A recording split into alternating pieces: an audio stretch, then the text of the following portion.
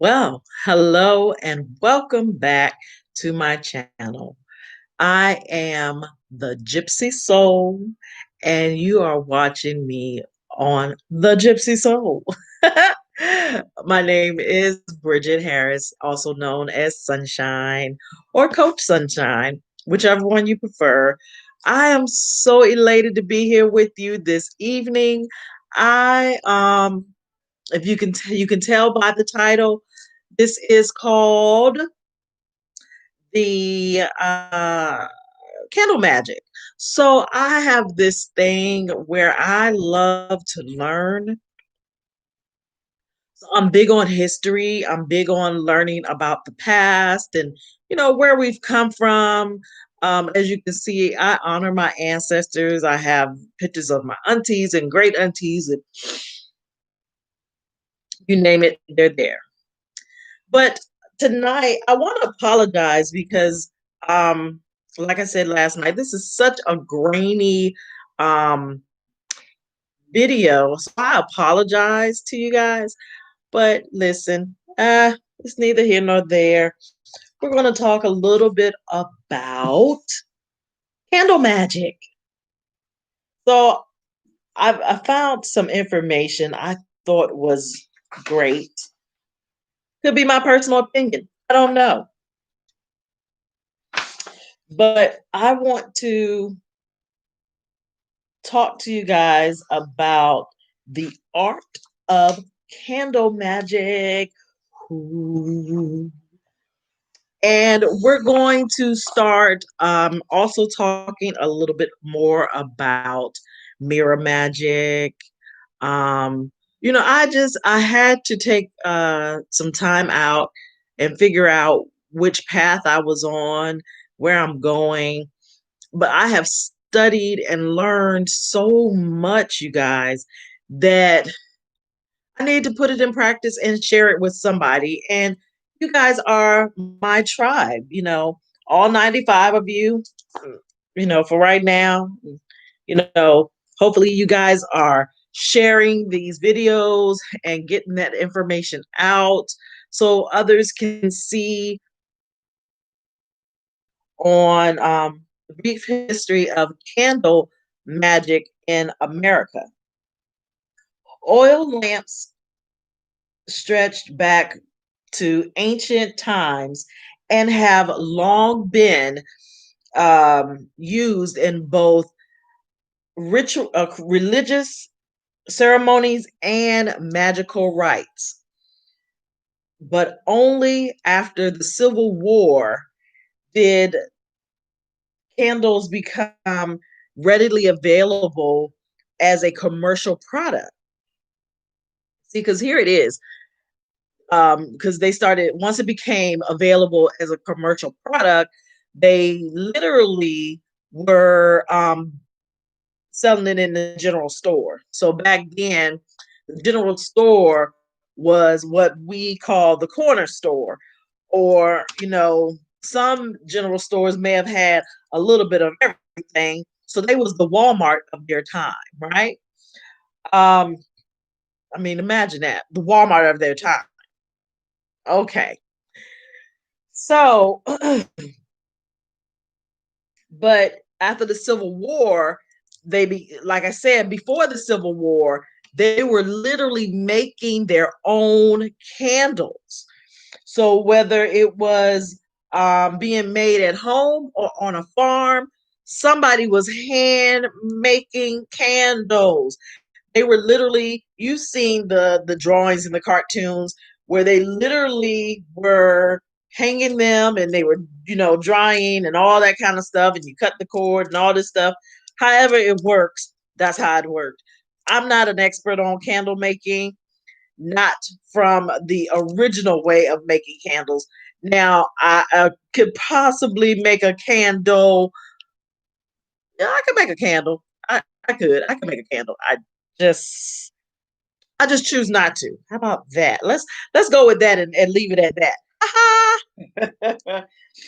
But listen, by the 20th century, paraffin candles with a relatively high melting point compared to the tallow candles, and much less expensive than beeswax candles, were transported by rail nationwide. So everybody started buying candles and they were being shipped. So this was now a new commercial product that people were buying and they were enjoying buying it. And it made, and with the invention of aligning dyes, so the dye color, they were soon available in different colors. So in the 20th century is when we started getting into the selling and the buying of candles from other people, and people making it a part of their job. So which is cool. Which is cool. I mean, hey, do you, make that money, you know. And then they started getting into colors. So that was cool. You got all these colors up there. Then so that was the early 20th century. In 1924 through 1940, the songwriter and folklorist started talking about candles. The 1924 song Hoodoo Blues was written by New Orleans native Spencer Williams, who was born in 1889 and died in 1965. And was recorded by Betsy Brown and contains one of the earliest mentions of candle conjure. So this is what I'm gathering is that we started really getting into candles, and folklorists were really talking about it and putting it out there, the Hoodoo Blues. So then it says that shortly thereafter, the systematic use of candles in African American folk magic was noticed by folklorists. I can barely say that word without my tongue getting tied. But such as Newbell, Newbell Niles, Puckett, Zora Neale Hurston, and Harry Middleton Hyatt. So they started really getting into it.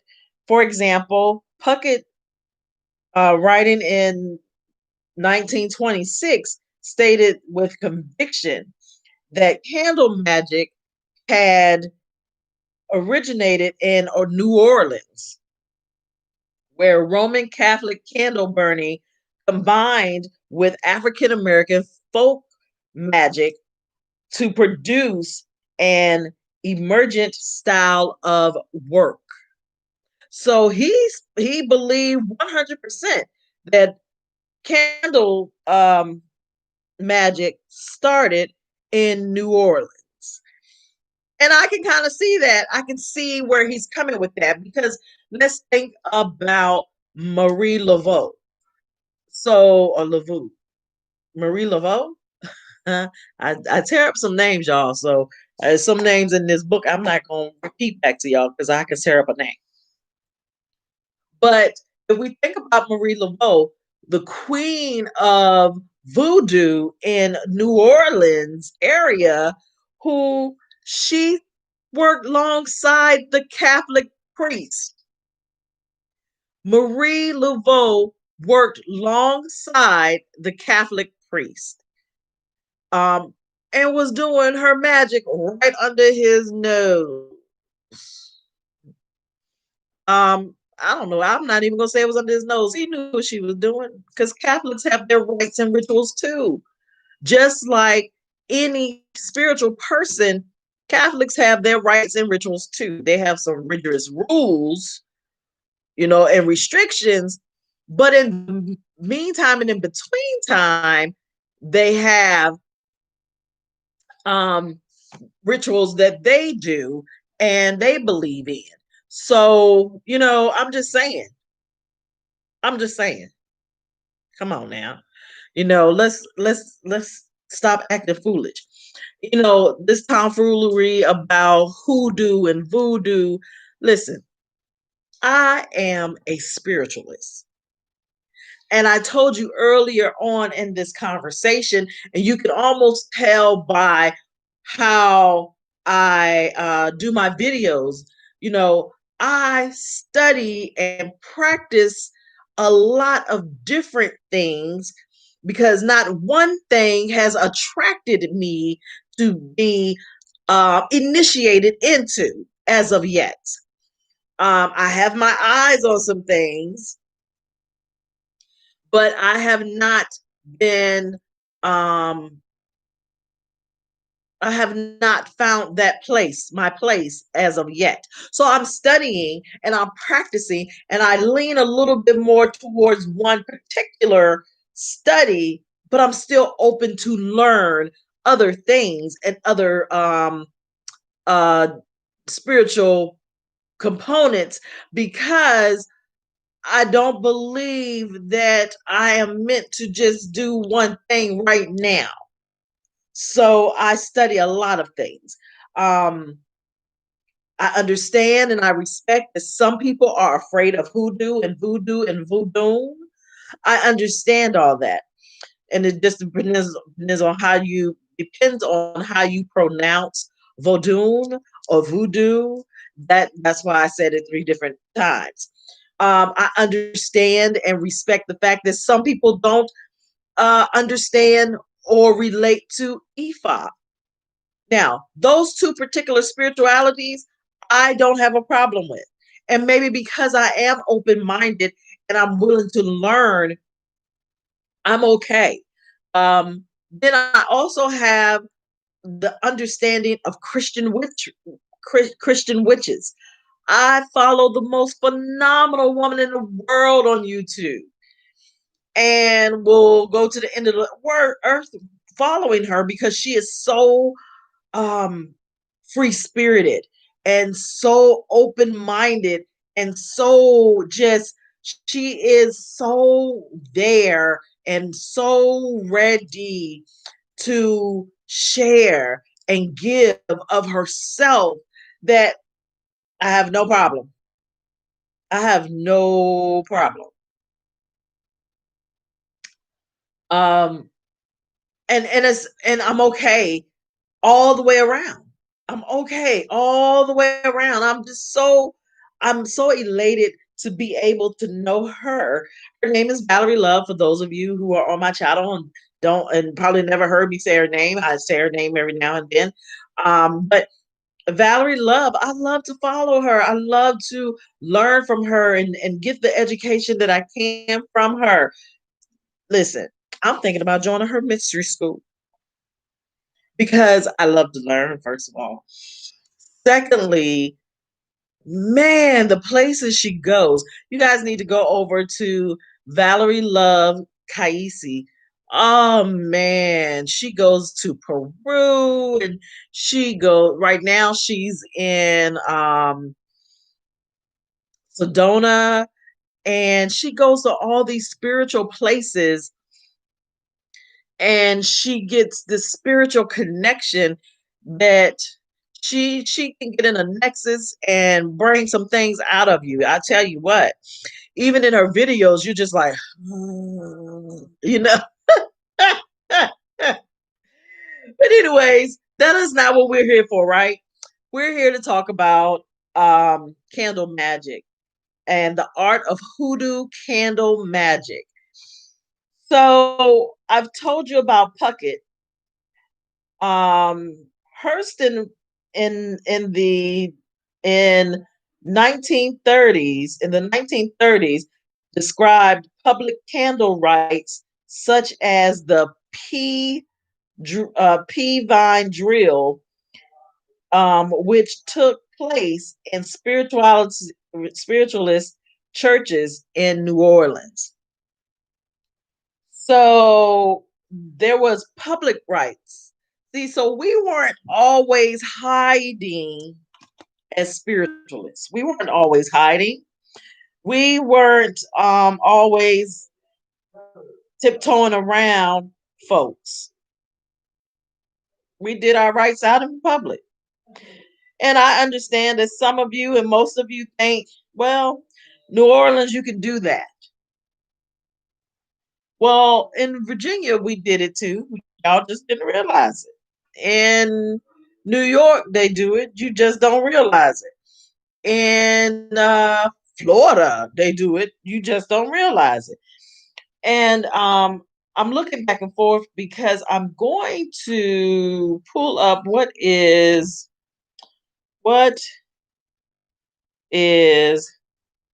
P vine drill.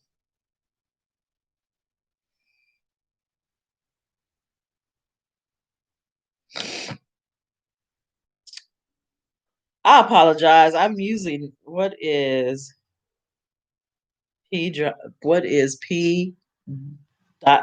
vine drill. Let's see if Google can really. So it looks like it is the process of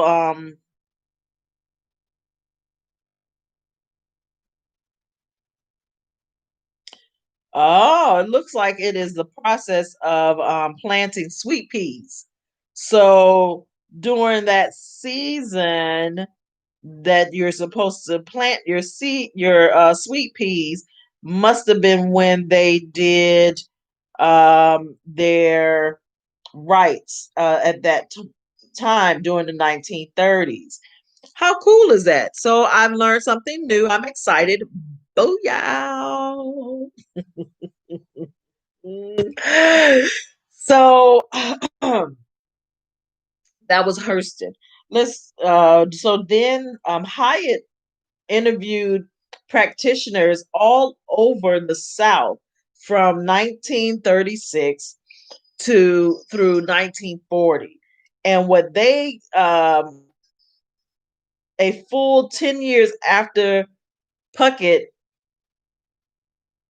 he noticed that candle magic had spread north to Memphis and that Southern conjure doctors in Georgia were buying candles from mail order houses in Memphis and Chicago. However, his documentary was documentary work remained unpublished until 1970s.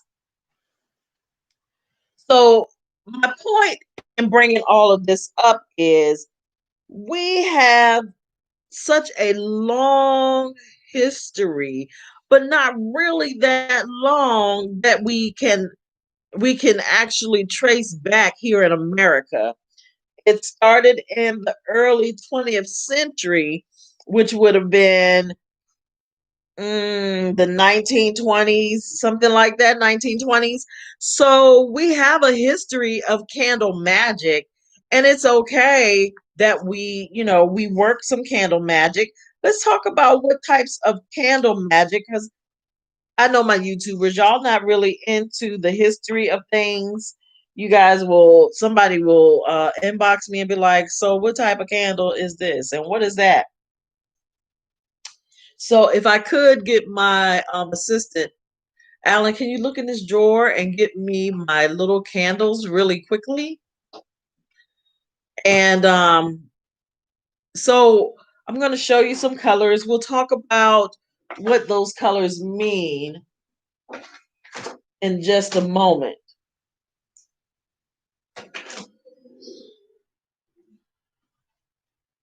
As soon as I get the container of little candles. So we all know that white candles are for they represent spiritual blessings. They are for okay, well maybe we won't get them. Yes, they are right there, back there.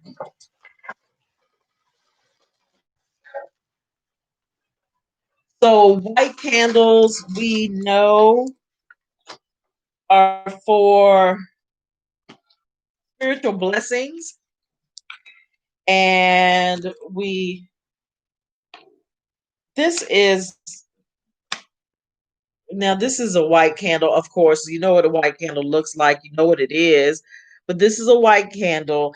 It's for spiritual blessings, purity, healing, peace, um, rest, drawing in new love. So you can use this white candle right here for all of those things I just numbered said off to you. This particular pack um, has quite a few colors: pink candles, attraction, romance, friendship, clean living, and reconciliation. I don't know if you can tell this is pink in my camera.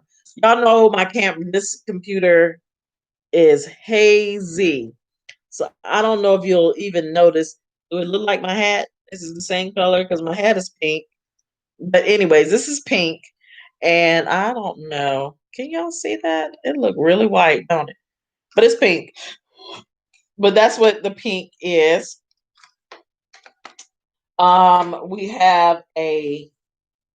We have the color red.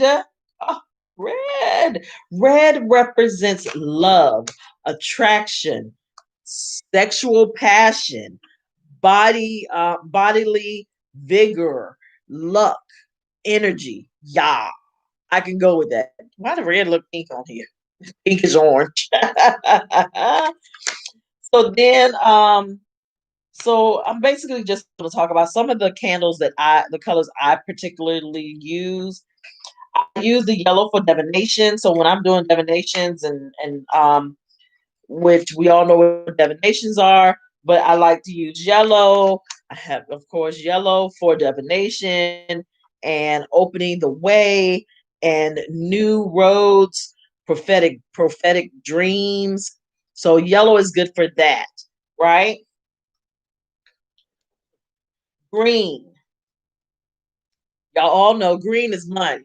Hmm. Green is money for paper currency, gaming luck, business success, steady job, and good crops. Okay. So that took us back when you say good crops, that took us back to the 1930s and 20s when they were cropping their own food, right? So there you have it. So you think about these things. Of course, um, then they have candles, and I don't have any, so I won't bring any out. But and I don't know why I don't have any. I just don't. They have candles that are figures, right? You'll have the nude male. You'll have the Sabbath, the goat. You'll have a black cat with a tail up. That's for gamblers' luck, by the way. Um, bride and groom, groom and groom, bride and bride, a couple candle, those are possible. Um, a cross with a book, key, keys, and flames. The crucifix candle. You can have a lucky crucifix candle, which is a cross with 4-leaf clover on it.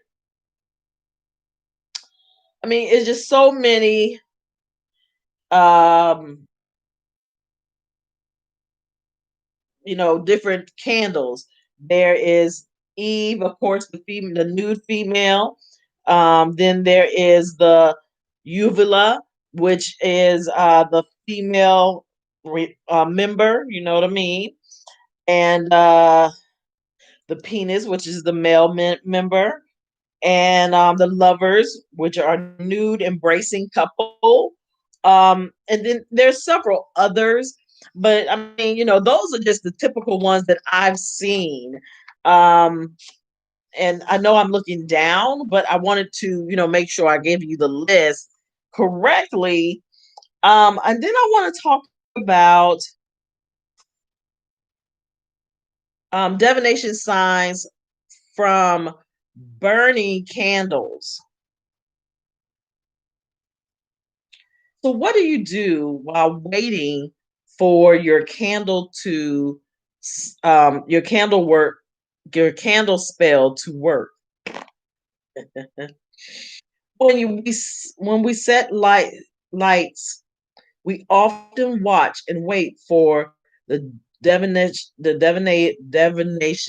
signs that tell us how the work is going to come out.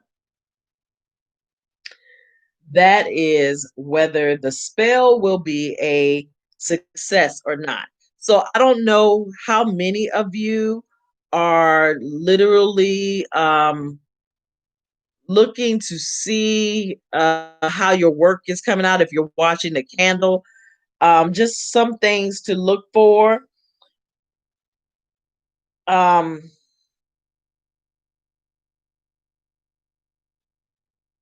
so before I really get into this a little bit, let me give this. It says, not every magical practitioner um, takes heed of the manner in which ritual or spell casting candles burn, but for the most part, in most for the most part, it is people who work in African American and African Caribbean traditions often pay attention to the way a candle burns and can draw conclusions about it.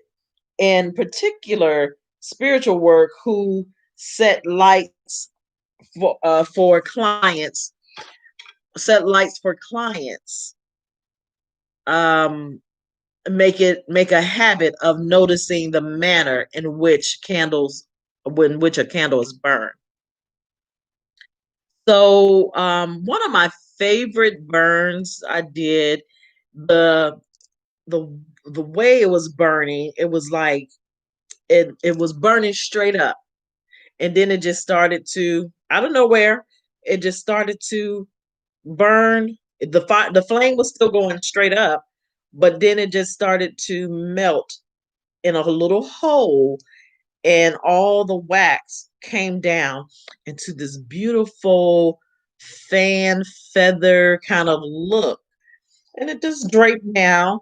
And I thought to myself, wow. So from that day forward, I started to literally watch my candles. So whenever I do work with candles, especially ones like this, that they're individual, not in a jar or not in a glass, I'd love to watch because I can kind of see what's going to happen. So I like that. I like that a lot. So here are some divination signs from candles. The candle can give a clean, even burn. Like I said, that was not the case with that one. This means things will go well with the spell or blessing, and that one will most likely get what one wishes for. If a glass cased candle burns and leaves no marks on the glass, that is best. If a freestanding candle leaves little to no residue, that is best. So basically you're looking for the clean markings. You don't want to have any residue left over. That's a good sign. And I did some work where I did not have any residue left over even after the 7 days, and it was a 7-day candle. The candle flame flares, dips, gutters, and flares again repeatedly. This is often seen as a sign that the person on whom you or are working is subconsciously aware of your actions and may be responding particularly practically, then fighting off your influence, then responding again. So be sure, however, that this behavior of the candle flame is not caused by the mundane fact that you have set the candle in a draft. So you have to be careful to when I do my candle work is actually set on another table. I think I showed you guys that table in my Saint expedite video, but it has no draft near. There's no air blowing near that particular setup. I'm going to be doing some mirror magic at that same mirror too. So just know that you guys will see that again, I'm sure. But be aware of that. If necessary, move the candle somewhere else and see if the repeated flaring up and dying away spots stops. If it does not stop, then it is to be considered a sign and not simply a physical coincidence. Also, the sizzles, pops, or makes other sounds. That one right there, when that happens and you're in the midst of doing some work, you're like, what? This is usually interpreted, especially by those in the spiritual church movement, as a sign that spirits of the dead, of angels, or of other entities are trying to come through. That is a communication. Pay attention. You may learn something important.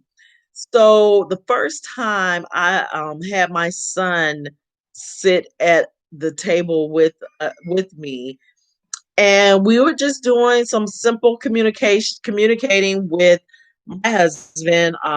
You guys can go back. I talk about my husband, as one of my girlfriends called him. My husband, he has transitioned, and his birthday is coming up soon. So I might do a little something for his birthday. I don't know yet. His earthly birthday, his transition birthday has passed. But uh, we were doing some communicating with him, and first I heard the crackling and the popping, but I wasn't sure.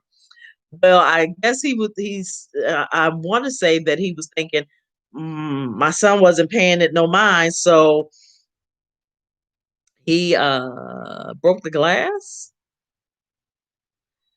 And the crazy thing is, I thought at first I was like, well, maybe the flame was just really close to the glass, and that's why it burst. The flame was directly in the middle of the candle, not touching the glass. When they want your attention, they're going to get your attention. Understand and believe that. Okay, so moving on. The flame goes out before the candle is done completely burning. I had a candle like that. This is generally a bad sign because it indicates that someone very strong is working against you or against the person on whose behalf you are setting the light. It may also indicate unresolved issues from the past, known or unknown. Ooh, that's deep. This flame going out. And I always knew it was deep. I always knew it was deep. Before I even looked at this, I knew this was deep when the flames go out. So I knew it was something. So our someone is that basically either your past, known or unknown, are stopping the work. You will have to start the entire job over from the beginning, and you may need to use stronger means than you first employed. So, especially for you workers, if you're doing work for others, I highly suggest that you pay attention to your candle, because your candle is going to give you indication whether it's going to be clean and everything's going to work out, um, you know, or whether somebody else is stronger than you working against you when you're trying to do this. So you have to pay attention to these candles because they're going to give you the information that you're looking for. The candle burns. So moving on, the candle burns up overly fast. So it burns up overly fast. It's like you light the candle, you doing whatever you doing, you saying whatever you got to say, and you look over and that sucker dang near not gone. What the what? So generally, a fast burning, a fast burn is good, but an overly fast burn compared to other times you have used the same kind of candle. So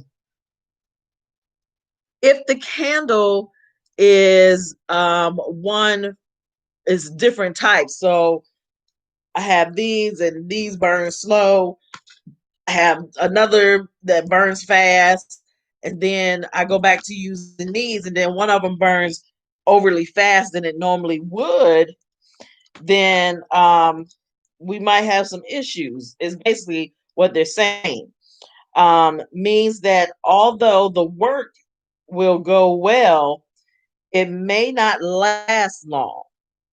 So if you're doing something, a hex or something, and somebody is asking you to do something, you might have to repeat the job at a later date, because basically what it's saying is this ain't the time for it. They still need to walk through whatever they need to walk through. Let's look at it on a spiritual aspect. If you have set lights for several people and one person's candle burns faster than others, then that person is most affected by the work. But the influence may not last long enough to produce a permanent change. So, you need to make sure that you're talking to your clients, letting them know, hey, this is what's going on. When I lit your candle, it burnt out, it was burning faster than others that I burned. So you're not gonna really get much effect from it. I can do this again later and do it again later. So um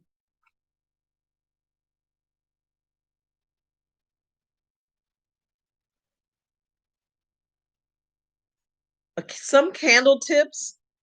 Let's see. Over and flames up onto into a fire hazard.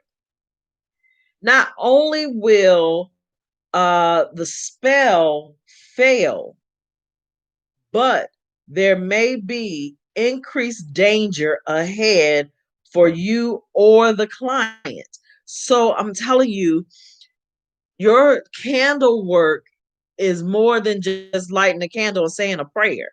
It's more than scribing on it. You need to know all of the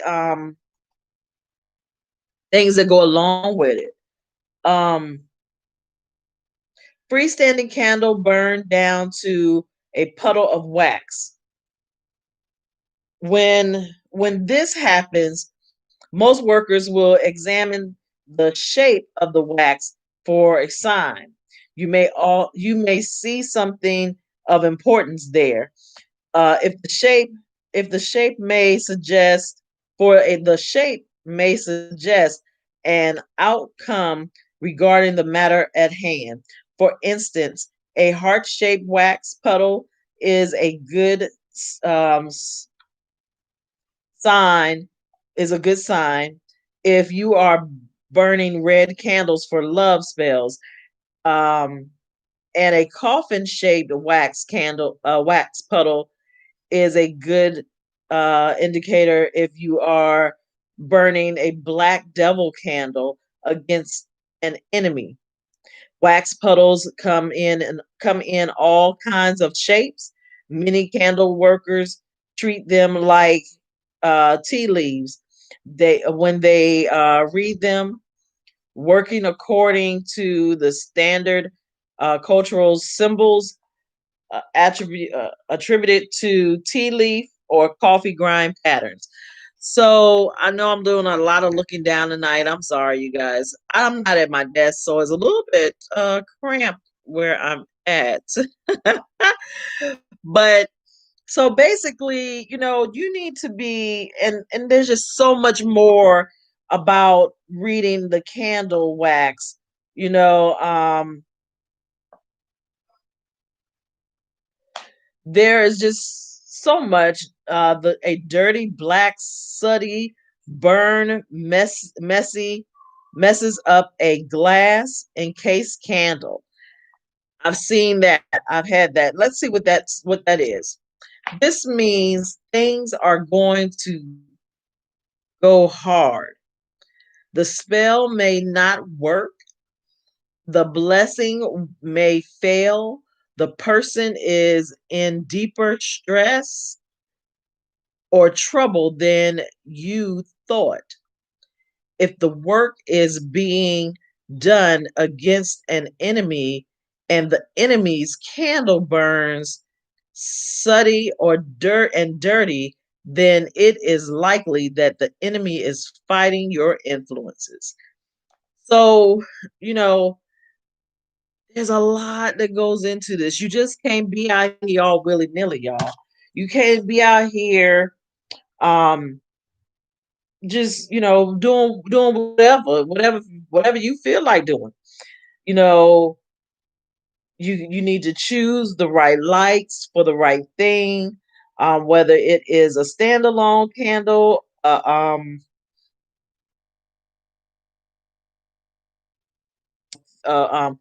figure candle, or whatever the case may be. You got to choose the right candle. You have to dispose of things properly as well. Um, so making sure that you trim the wicks, making sure, and I'm sure these are some things that you guys probably already know. I don't have to tell you, but I like to bring it up. So we have anointing, dressing, praying, sealing, and knocking.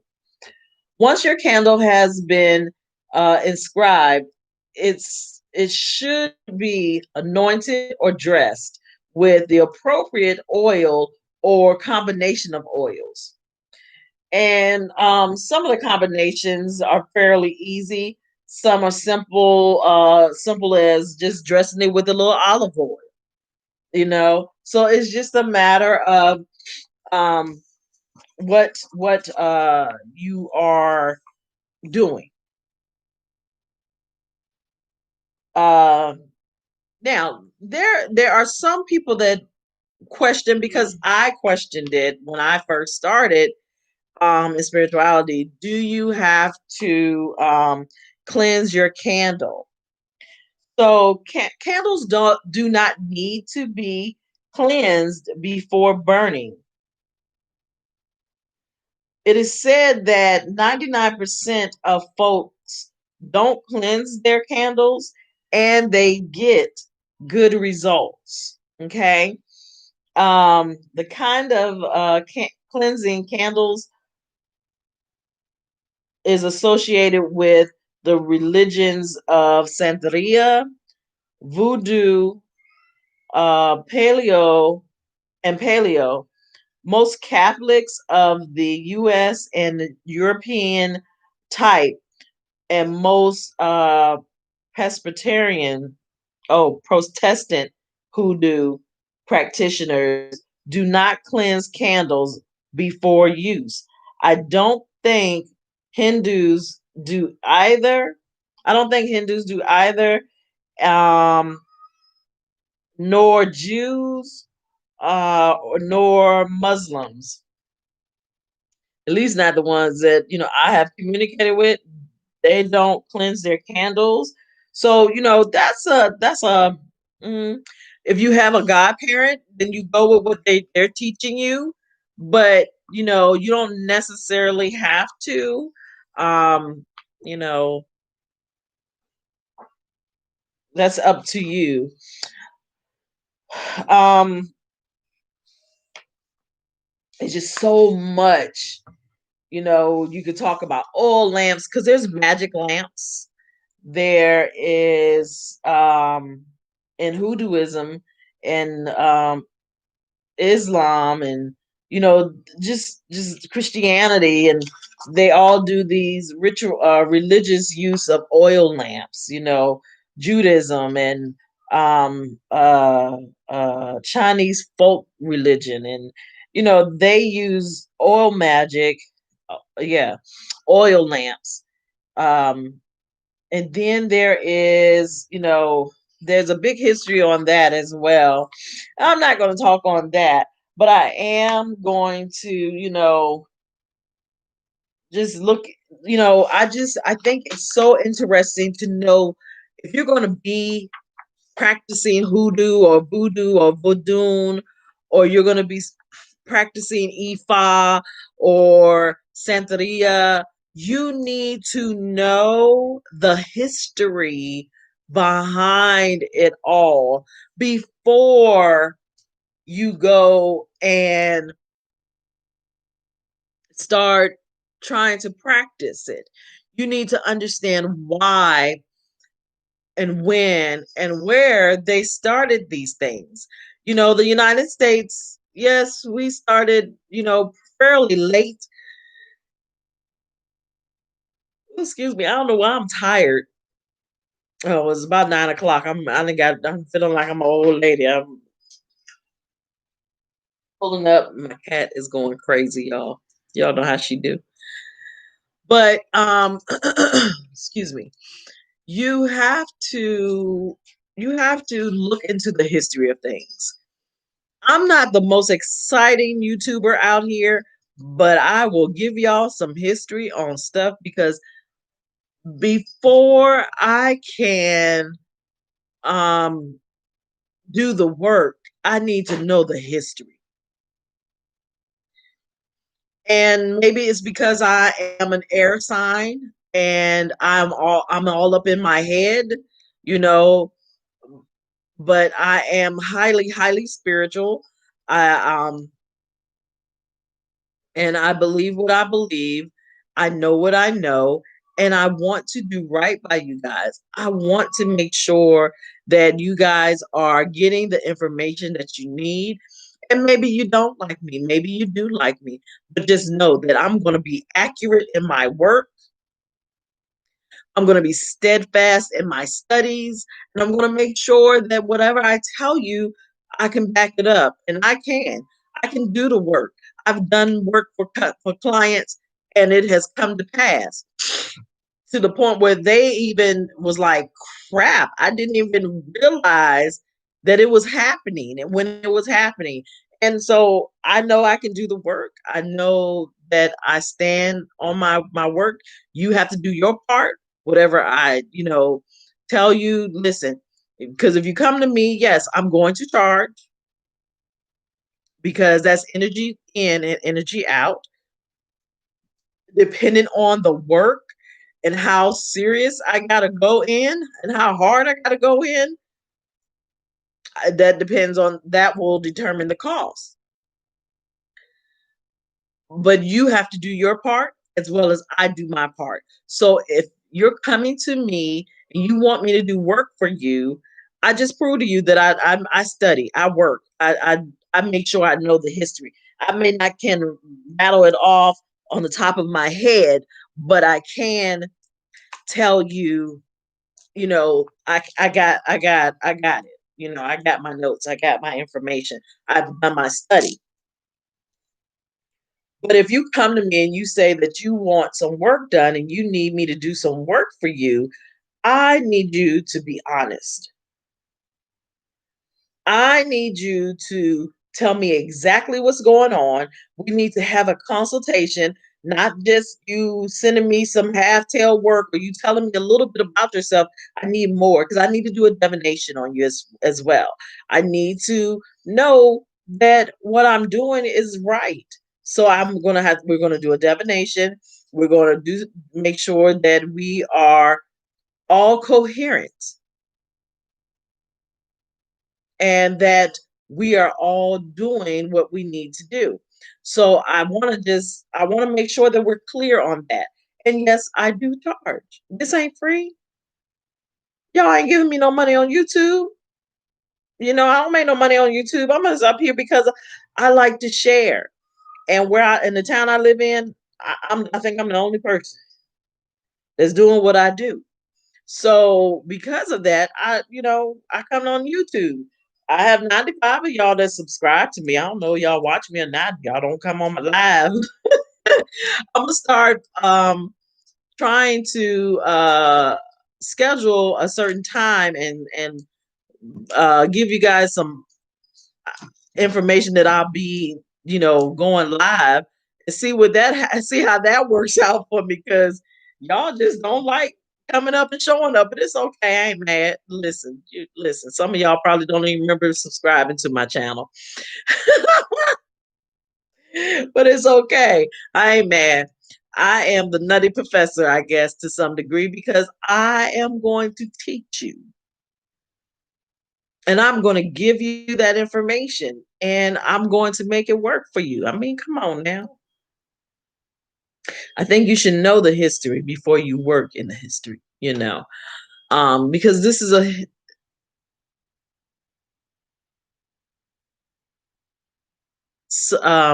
somebody's smoke detector's going off. This is work of our ancestors. This is work of our past.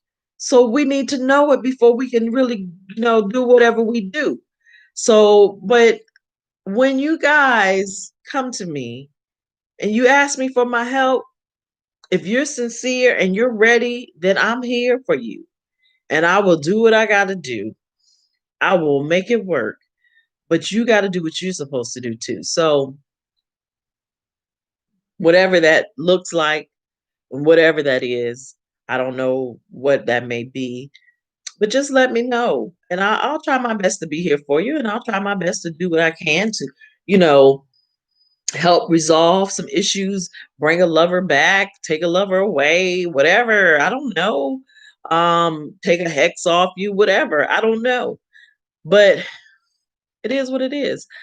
So I'm gonna, end this video because we are 54 minutes in and I have not done a video this long prior to today. So this is different. I thank you so very much for joining me, and let's just keep growing our channel. I am looking to at least hit 100. So I am going to try to, get focused and share some things with you guys. I know you guys don't like a lot of history, but I got to give you the history because that's just who I am. And I'll give you a little bit of information too or go along with it. So, I'm educating you. This is what YouTube University is about, education. And that's what I'm trying to do for you guys. So in the meantime and in between time, I thank you. And I'm just so darn grateful to be able to share this beautiful spiritual world that we're in, being a part of nature, being a part of life, just being a spiritualist altogether, you guys being here with me. It is a wonderful, wonderful thing. And I'm so elated that you are here with me doing this. So I thank you. And I am going to do some more work, and I'm going to do a little more studying, but I am going to start doing mirror magic. And I am going to let you guys know how that works out for me, and how to do it yourself, and make sure that you're doing it right, and make sure that you're not um if you're faint of heart. I heard that it's not for the faint of heart, baby. So if y'all faint of heart, I'm mm, that's a no-no for you. But thank you again. And listen, you guys, visit my Facebook page. It is the Meditation Queen on Facebook. It is the Meditation Queen, and there's a link to my web page, sunshine143 life.com. So sunshine143life.com. You can get there to my webpage from the Meditation Queen on Facebook. If you want to schedule some time with me, some consultation, you want to get together with me and we work through some things holistically, reach out to me. I got you. It's just a matter of you just reaching out. Listen, until we meet again, you guys continue to stand in your greatness. Beloveds, thank you for taking the time and watching this video all the way through. Make sure you hit like and subscribe, and we'll do it all again. Thanks again.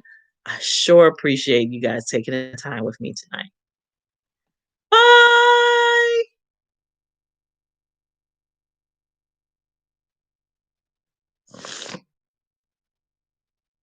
Oh my, oh my, oh my.